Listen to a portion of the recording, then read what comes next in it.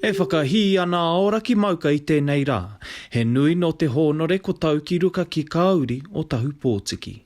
What I love about all of this today is the excitement of everyone. And everyone has become excited and hilariously happy about what's happened and I'm just the focus point, I think, for everyone else. He rā nui tai ore tēnei, he rā whakahōnore I ka rika raupā, ka rika tōhaunui o te iwi. Ka mutu ko te iwi Māori tērā, ko te iwi hoki o Kāi Tahu, ko whakaihu waka. A tatu mai rā ki ruka ki tētahi tino mārai kura ko whakawhiwhia, tuatahitia, ki te tohu kahuraki I roto I te iwi o Kāi Tahu. Anything that I've been involved in is because I wanted to be there. And if there was a challenge, I wanted to take up that challenge, and I always will take up a challenge. If you put a whittle in front of me, and I'll have a go at it. So I've had a great lot of enjoyment, a great lot of pleasure working with people, for people, and by our people. I whai tarika atu a Tahu News kia linte aiga rāua ko Trevor McGlinchey, ka kaiwhiwhi o te tohu huaanga me te tohu ratonga a te kuini, mō rāua I whakapaukaha ki o rāua hapori, ki te reo me o hona tikaka.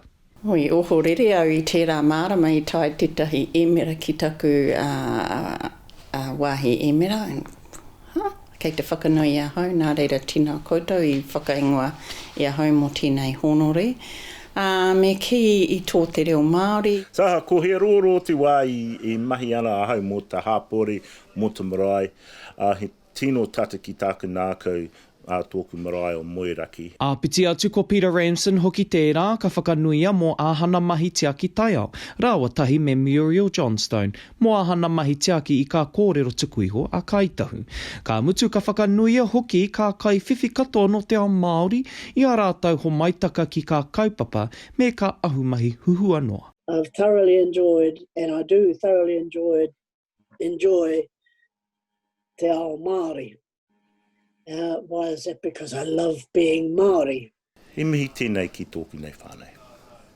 Mihi mea kāore e tautoko ana rātou ki ahau, kāore ahau e reri tēnei hanori. He tika me whakahihi tō tāua iwi I te mea ko te katoa ngā tāngata I whakaingoatia, ko rātou ngā tāngata puku mahi ki te hāpai I ngā mahi ahurea o te iwi. He tauira te katoa hai whai mai mā ka auri a muri ake nei. He nare te aika puanaki, Tahu News.